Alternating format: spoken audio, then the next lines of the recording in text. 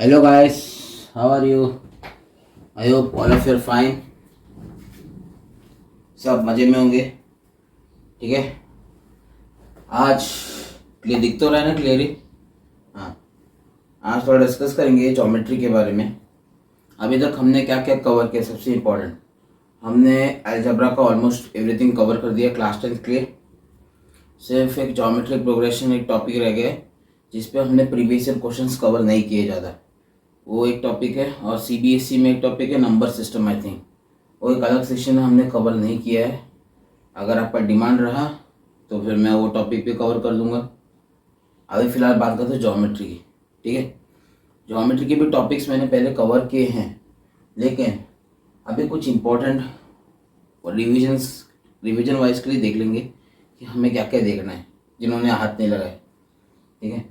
Geometry में ये 5 topic सबसे इम्पोर्टेंट है. मैं तो मेंसुरेशन को भी ज्योमेट्री में डाल देता हूँ, बट अलग टॉपिक ले लेते हैं उसको. ठीक है, ज़्यादा कंसिडर नहीं करेंगे. अभी इक्वेशन ऑफ लाइन में एक और साथ इंक्लूड हो सकता है, एक और टॉपिक सब टॉपिक रिफ्लेक्शन. ठीक है. Equation of line and reflection forms coordinate geometry. Coordinate geometry का एक टॉपिक बन जाता है दोनों मिलके.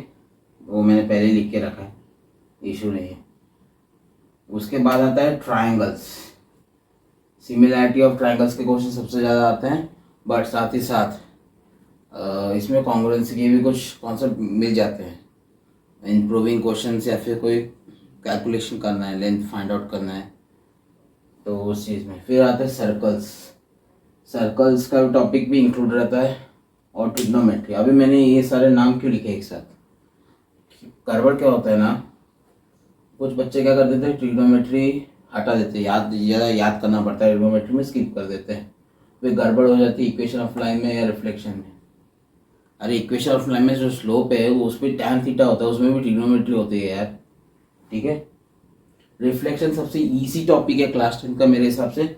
इसमें तो तुमको फॉर्मूला भी याद करने की जरूरत नहीं है. फिजिक्स का एक ही कॉन्सेप्ट यूज़ करना है, image distance is equal to object distance. वही कॉन्सेप्ट यूज़ करना है. बट अगर हमें आंसर याद रहेंगे फॉर्मूलाज तो फटाफट सॉल्व हो जाएंगे पेपर में, प्लॉट कर पाओगे जल्दी. ट्रायंगल्स में और सर्कल्स में मैंने एक ही क्वेश्चन सॉल्व किए मैंने, जो शॉर्ट वीडियोस बना के, क्योंकि ज़्यादा टाइम खाएगा अगर वन शॉट वीडियो में बना के बहुत सारे क्वेश्चंस करूँगा तो. लेकिन वन शॉट वीडियोस में प्रीवियस ईयर क्वेश्चंस के भी बनाने वाला हूँ, यू कैन वॉच दैट. अभी जो एक अलग सा प्लेलिस्ट बनाऊंगा मैं, जो अलग अलग एक क्वेश्चन सॉल्व किए, वो आप रेफ़र कर सकते हो. सर्कल्स सबसे ज़्यादा डिफ़िकल्टी सर्कल्स और ट्रायंगल्स में होती है बच्चों को. ट्रिग्नोमेट्री उनके लिए वरदान है जो लोग रट्टा मार सकते हैं अच्छे से. सही में ट्रिग्नोमेट्री में ये समझ नहीं आ रहा ट्रिक कौन सा लगाना है, ये चलाना है, ऐसा वो बात की बात है. पहले फॉर्मूला आना चाहिए, आइडेंटिटी से याद होना चाहिए, एंगल से याद रहना चाहिए, 30, 45, 60, 90, 0, इन सब की वैल्यूज़ पता होना चाहिए. ठीक है. याद करने की कुछ ट्रिक्स होते हैं, वो सब वो पता रहेंगे तो हम आसानी से कर लेंगे. ओके. ये सारे टॉपिक्स में से अगर तू एक टॉपिक भी स्किप करेगा तो बाकी टॉपिक से भी अगर मिला के क्वेश्चन बन सकता है, तब तुम्हारा तकलीफ बहुत होगा.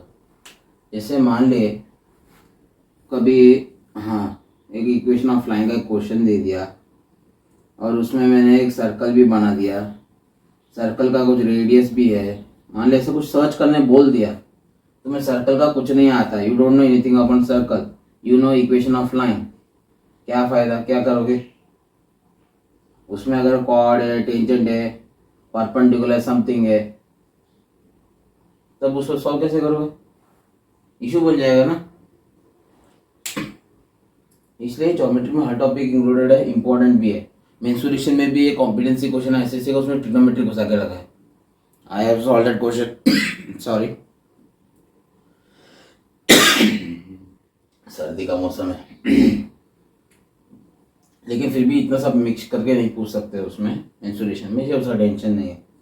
ये 5 टॉपिक आना चाहिए. और उसमें से सबसे बड़ी बात, ये रिफ्लेक्शन जो टॉपिक है, रिफ्लेक्शन, इसका वन शॉट वीडियो में बना के रखा हूँ ऑलरेडी. ठीक है. रिफ्लेक्शन का वन शॉट वीडियो ऑलरेडी बना के रखा हूँ, यू कैन वॉच दैट. पसीना हाँ, मैं उसका लिंक डिस्क्रिप्शन में डाल दूंगा, आप लोग देख लेना।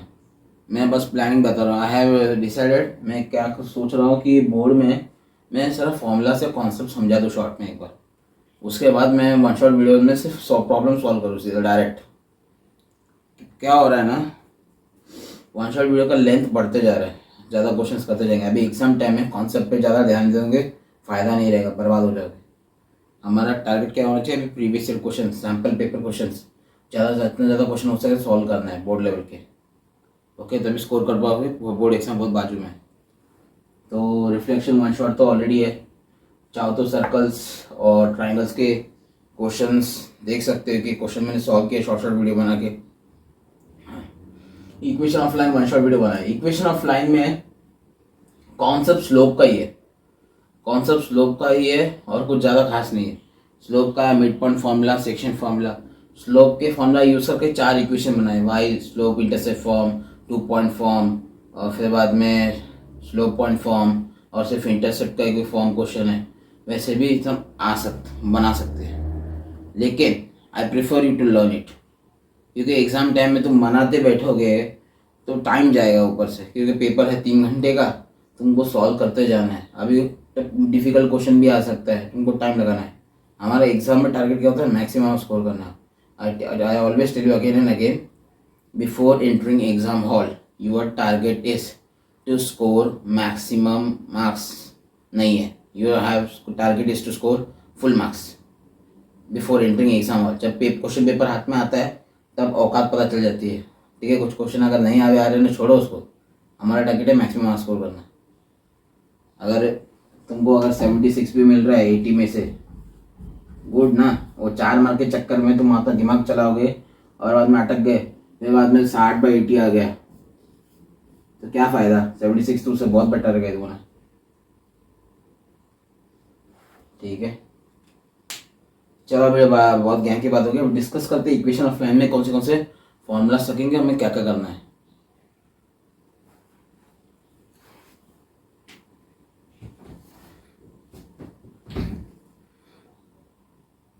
चलो now let's understand the tools या formulas required for equation of line, ठीक है।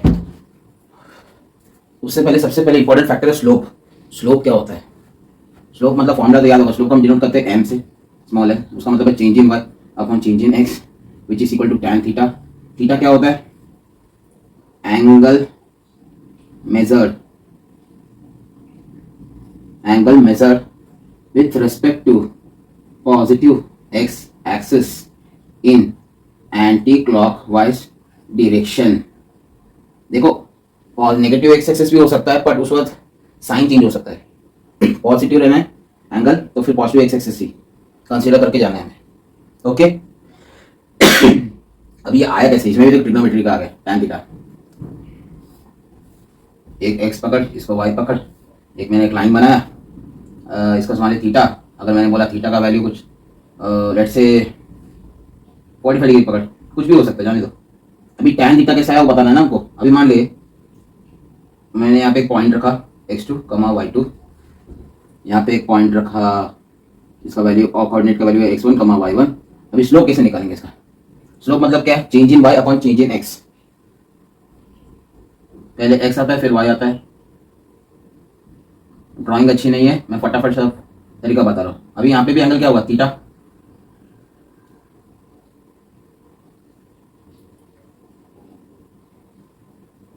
कॉमन सेंस की बात है, करस्पॉन्डिंग एंगल से यहाँ पे एंगल थीटा, तो यहाँ पे भी एंगल क्या हुआ, थीटा, करस्पॉन्डिंग एंगल। मैं इसको नाम दे देता हूँ ट्रायंगल का, ए बी सी, यहाँ पे 90 डिग्री। इसको थोड़ा जूम करते हैं, सी बी ए, यहाँ पे थीटा है। अभी टैन थीटा का फॉर्मूला क्या होता है, ऑपोजिट अपॉन एडजेसेंट। ये ऑपोजिट है, ये एडजेसेंट है। यहाँ का कोऑर्डिनेट का वैल्यू क्या है, x2, y2। यहाँ का कोऑर्डिनेट का वैल्यू क्या है, x1, y1। अभी सी का क्या वैल्यू होगा, थोड़ा सा दिमाग लगा यार। यहाँ पे x2 है, यहाँ पे x1 है, तो कॉमन सेंस की बात है, इधर भी क्या हुआ, x2 है। यहाँ पे क्या था, y1 है, यहाँ पे क्या है, y2 है, तो यहाँ पे क्या हुआ, y1 हो गया, ठीक है। तो यहाँ का कोऑर्डिनेट क्या हुआ, x2, y1। टैन थीटा का मतलब हाइट है। अभी हाइट देखना है, यह हाइट चेक करना है। You need to get this height, then tan theta क्या हुआ, AC अपॉन BC। इसी का हाइट क्या हुआ, change in Y, y2 minus y1, और एडजेसेंट x का हाइट कितना हुआ, x2 minus x1, forward minus backward, तो इसका वैल्यू हुआ change in y upon change in x। Slope tan theta क्यों है मैंने वो एक्सप्लेन किया, जिनको पता नहीं है मैंने वही बताया, एक्स्ट्रा नॉलेज है, काम आएगा। चलो अभी देखते हैं टूल्स की बात करते हैं।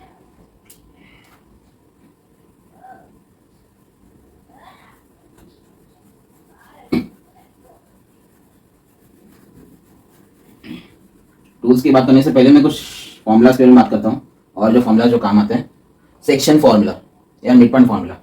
सेक्शन फॉर्मूला में हमारे सिलेबस में सबसे ज़्यादा क्वेश्चन इंटरनल सेक्शन फॉर्मूला पे आता है, और most of the time external आता नहीं है, फिर भी मैं एक्सटर्नल को थोड़ा बता देता हूँ बाद में। अभी इंटरनल में क्या होता है, let's say point like line A B, जिसका कोऑर्डिनेट है x1, y1, यहाँ का कोऑर्डिनेट का वैल्यू है x2, y2।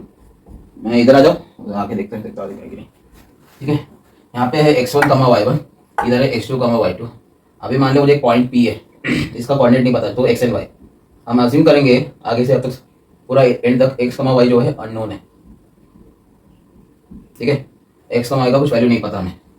अभी AP अपॉन BP का रेशियो है m/n, अज्यूम कर ये पॉइंट P एक लाइन AB को m/n में डिवाइड कर रहा है, तो P x, y का फॉर्मूला क्या हुआ, P x, y का फॉर्मूला है mx2 plus nx1 upon m plus n, my2 plus ny1 upon m plus n।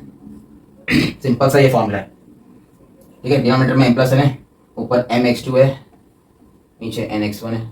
Similarly y के साथ भी वही करना है, फॉर्मूला रेडी। अभी एक्सटर्नल सेक्शन फॉर्मूला में क्या होता है, ये जो पॉइंट P है बाहर हो जाता है, यहाँ पे रह सकता है या फिर यहाँ पे भी रह सकता है, ठीक है।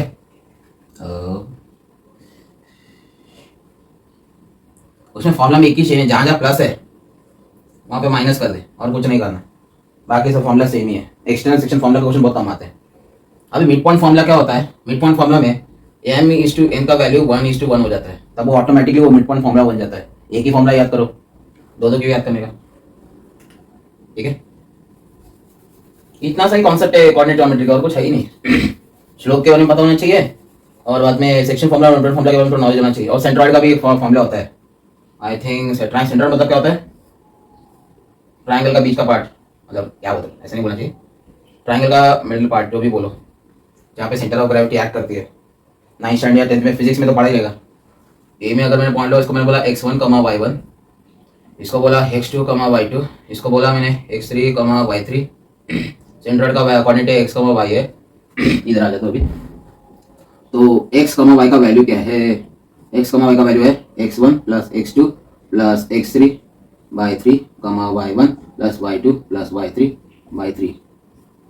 ठीक है। ये फॉर्मूला है सेंट्रॉइड ऑफ ए ट्रायंगल जी, ठीक है। और एक और कॉन्सेप्ट है, शायद आपको पता होना चाहिए। अगर मान ले 3 पॉइंट्स, कोलिनियर पॉइंट्स बोलते हैं, अगर मान ले A B C 3 पॉइंट्स एक स्ट्रेट लाइन है, स्लोप ऑफ AB, या फिर अगर स्लोप ऑफ BC बोला, या फिर स्लोप ऑफ ACB बोला, तीनों का स्लोप सेम ही होता है। देख एंगल देखा, करस्पॉन्डिंग एंगल इक्वल, और AC का भी यही हो गया, तो स्लोप ऑफ M बोलते हैं, M of AB equal to M of BC equal to M of AC।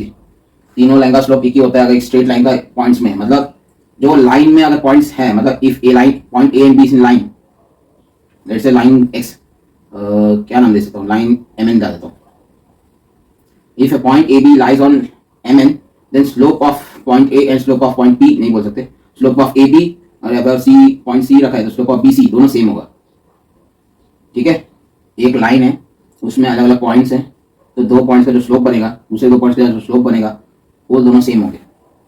इतना सही कॉन्सेप्ट है। मैं क्या बोलना चाह रहा हूँ, समझ में आ रहा है क्या? सॉरी, गला खराब रहता है ना, तो दिमाग में कुछ और ही करता है। चलो, क्या बोल रहा था मैं, x, y अननोन रखा। अभी बात करते हैं, सबसे पहले हम लोग क्या बात करने वाले हैं, टूल्स कौन से याद करने के किसी जैसे स्लोप, इंटरसेप्ट, फॉर्म। देखो इक्वेशन ऑफ लाइन बनाना है ना, जितने मैंने कॉन्सेप्ट बताया उतने कॉन्सेप्ट से कर सकते हैं, बट एग्जाम में टाइम कम रहता है, तो बुक में ऑलरेडी कुछ फॉर्मुलाज दिए रहते हैं, जिससे हम डायरेक्ट इक्वेशन ऑफ लाइन बना सकते हैं, ठीक है। अभी स्लोप इंटरसेप्ट फॉर्म मतलब क्या, तुमको स्लोप दिया है, और वाई इंटरसेप्ट, सी को बोलते हैं वाई इंटरसेप्ट भी दिया है, तो हम इक्वेशन बना सकते हैं। कैसे आता है equation? y is equal to m x plus c. अभी आया कैसे, थोड़ा समझा देता हूँ। वापस एक स्ट्रेट लाइन बनाया, बराबर। स्लोप मतलब क्या होता है? tan theta change in y upon change in x। अब इधर आके थोड़ा बताता हूँ। अब यहाँ पे देख, यहाँ पे y इंटरसेप्ट क्या होता है? y इंटरसेप्ट मतलब x का वैल्यू 0 होता है, तो इसका वैल्यू क्या हुआ? 0 c, पहले x फिर y। x का y क्या होता है? एक अननोन वैल्यू होता है, x y। अभी मुझे थीटा का वैल्यू पता है, थीटा अगर मान लो 45 डिग्री है, तो tan 45 क्या होता है? tan 45 है स्लोप का value, which is equal to 1। चलो हम मुझे एम ही एज्यूम करते हैं, ठीक है। अभी m का फॉर्मूला क्या है? Change in y upon change in x, ठीक है। ये भी थीटा का करस्पॉन्डिंग एंगल के हिसाब से। अभी इसका कोऑर्डिनेट क्या होगा? थोड़ा कॉमन सेंस लगा, ये x है, हाइट यहाँ पे क्या है? c है, ठीक है। रेक्टेंगल बन रहा है, थोड़ा डायग्राम इरेगुलर है पर समझ में आना चाहिए आपको। अभी tan थीटा क्या है? Change in y upon change in x। अभी m का वैल्यू है change in y upon change in x। Change in y यानी ऑपोजिट अपॉन एडजेसेंट, तो हाइट क्या हुआ? y माइनस सी, और x का वैल्यू क्या? इधर x है, यहाँ पे x का वैल्यू 0 है, तो x माइनस 0, तो m हो गया y minus c upon x। तो y minus c is equal to m x. C को मिल गया राइट हैंड साइड में, तो y is equal to m x plus c. मेरी शक्ल पे ध्यान मत दो, कॉन्सेप्ट पे ध्यान दो। y is equal to m x plus c directly आगे। तुमको स्लोप का कॉन्सेप्ट पता है, तुम लोग अपने आप निकाल सकते हैं, बट टाइम जाएगा ना। अभी ये देखो यहाँ पे करने में तुमको टाइम जा रहा है, फटाफट भी करोगे तो 30 सेकंड से 1 मिनट तो जा रहा है, ठीक है। चलो दूसरे के बारे में बात करते हैं।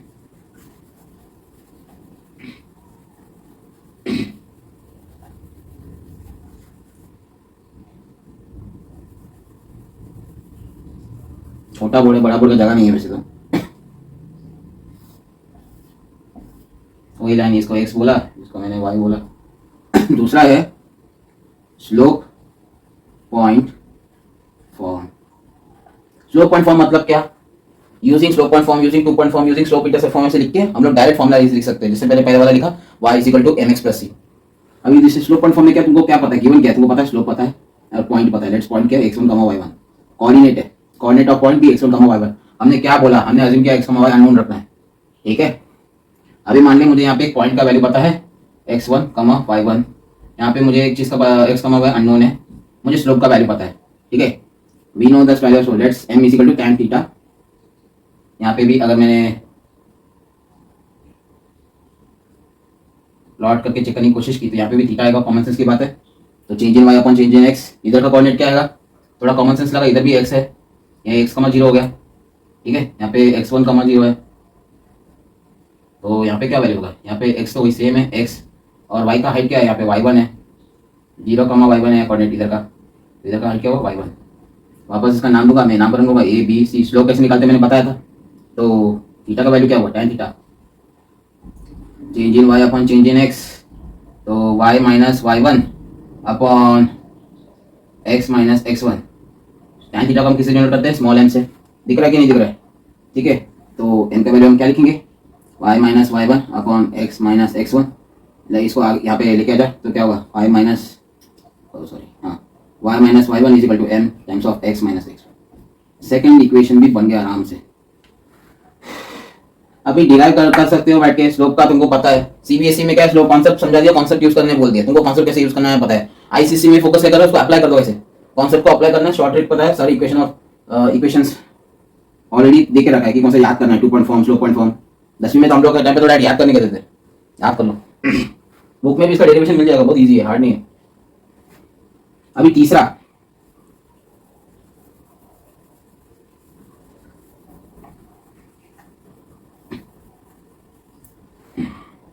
तीसरा सबसे important 2 point form.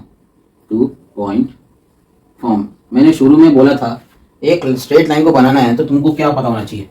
Minimum 2 points तो पता होने चाहिए। अगर 2 पॉइंट्स उसको जोड़ के लाइन बना सकते हो। यार अभी यहाँ नहीं बन रहा है, 2 पॉइंट है उसको जोड़ के क्या तुम स्ट्रेट लाइन तो आराम से बना सकते हैं, ठीक है। यहाँ पे 2 पॉइंट फॉर्म है, नाम से पता चल रहा है यहाँ पे क्या तुमको 2 पॉइंट्स पता है। तो late B x1 y1 and x2 y2। Okay, हमने पहले बोला x अननोन है। हमने सेकेंड इक्वेशन निकाला था, सेकेंड इक्वेशन याद किया तो तीसरा याद करने की जरूरत नहीं है। सेकेंड इक्वेशन क्या था? y minus y1 is equal to m times of x minus x1, बराबर। अभी स्लोप का फॉर्मूला वापस m लिखो। m क्या है? Change in y upon change in x, ठीक है। तो चेंज इन y क्या है? y2 minus y1 upon x2 minus x1। Substitute in the here formula, यहाँ पे सब्स्टिट्यूट करके आएगा, यहाँ पे सब्स्टिट्यूट करेंगे तो हमको मिलेगा y minus y1 upon is equal to y2 minus y1 upon x2 minus x1 into x minus x1। ठीक है, अभी ये y2 माइनस y1 किधर लेके आप डिनोमिनेटर में आ जाएगा, तो y minus y1 upon y2 minus y1 is equal to x is equal to नहीं आ रहा है, is equal to x minus x1 upon x2 minus x1। ये फॉर्मूला तुम डायरेक्टली अप्लाई कर सकते हो जब तुम्हें दो पॉइंट्स के बारे में पता है, इससे इसकी वजह से तुम इक्वेशन ऑफ लाइन बना सकते हो डायरेक्टली। दूसरा याद है तो तीसरा अपने आप बना सकते हो। अभी लास्ट है, डायरेक्टली इंटरसेप्ट मेथड यूज कर सकते हैं, इंटरसेप्ट फॉर्म। देखो 2 पॉइंट फॉर्म जैसे ही है लेकिन वो थोड़ा और शॉर्टकट है, चलो समझते हैं उसको भी। इंटरसेप्ट फॉर्म, सिर्फ इंटरसेप्ट देखो पहला equation y equal to mx plus c क्या है, y इंटरसेप्ट। तुम्हें y इंटरसेप्ट और स्लोप पता तब यूज कर सकते हैं। अभी सिर्फ मैं बोल रहा हूँ इंटरसेप्ट फॉर्म। इंटरसेप्ट फॉर्म में क्या होता है, a कॉमा b, a क्या है x इंटरसेप्ट, b क्या है y इंटरसेप्ट। वहां पे क्या था, c था, इधर क्या a कॉमा b है, इंटरसेप्ट है, पॉइंट नहीं है, ये अलग अलग इंटरसेप्ट है। x इंटरसेप्ट मतलब y कोऑर्डिनेट 0, y इंटरसेप्ट मतलब x कोऑर्डिनेट 0। ठीक है, a मतलब x एक्सिस में है, b जो है y एक्सिस में है। इसको मैंने बोला x, इसको मैंने बोला y, वापस एक स्ट्रेट लाइन बनाया। ठीक है, अभी मान लीजिए क्या यहाँ पे इसको मैं क्या बोलूंगा x इंटरसेप्ट, बिकॉज यहाँ का y तो 0 है, a कॉमा 0 बोल दिया मैंने इसको मैंने क्या बोला, इसको मैंने बोला 0 कॉमा b, पहले x होता है फिर y होता है, यहाँ पे x 0, इसलिए ये क्या होगा y इंटरसेप्ट, ये हो गया x इंटरसेप्ट। अभी यहाँ पे मैं एक अननोन है, x कॉमा y पॉइंट है, अननोन है तो x कॉमा y। अभी बार बार मैं ड्रॉ नहीं करने वाला, स्लोप का मतलब पता ही है, स्लोप मतलब क्या होता है m, यहाँ पे बनाओ क्या, मैं नहीं दिखना चाहिए रहेगा, हाँ। स्लोप का मतलब होता है m क्या है, change in y upon change in x। ठीक है, अभी मैं बोलता हूँ a,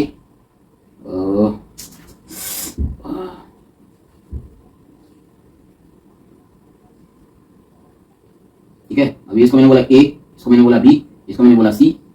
अभी मैं तीनों पॉइंट्स एक स्ट्रेट लाइन पे, तो मैं बोल स्ट्रेट लाइन दिख नहीं रहा पर स्ट्रेट लाइन है। ठीक है, तो slope of A B is equal to slope of B C, क्योंकि तीनों पॉइंट्स एक ही लाइन में आ रहे हैं। ठीक है, अरे भैया स्ट्रेट लाइन है तो तुम ऐसे देखिए, यहाँ पे थीटा है, यहाँ पे हॉरिजॉन्टल लाइन बना के देखेगा तो यहाँ पे भी एंगल थीटा ही आएगा, स्लोप सेम ही आएगा, कॉरस्पॉन्डिंग एंगल सारे इक्वल।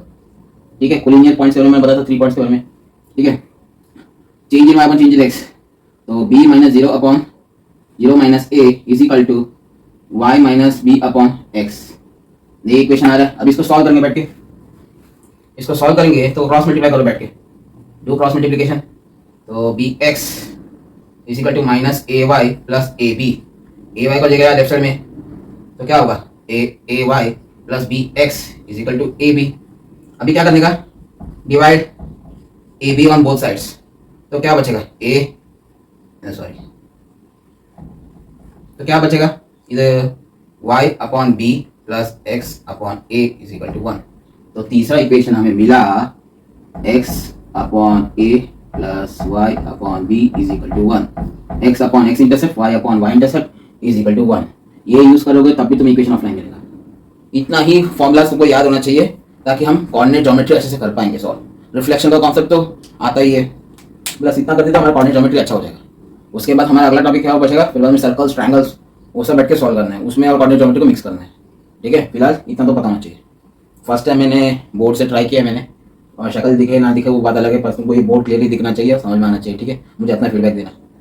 चलो ठीक है, बाय।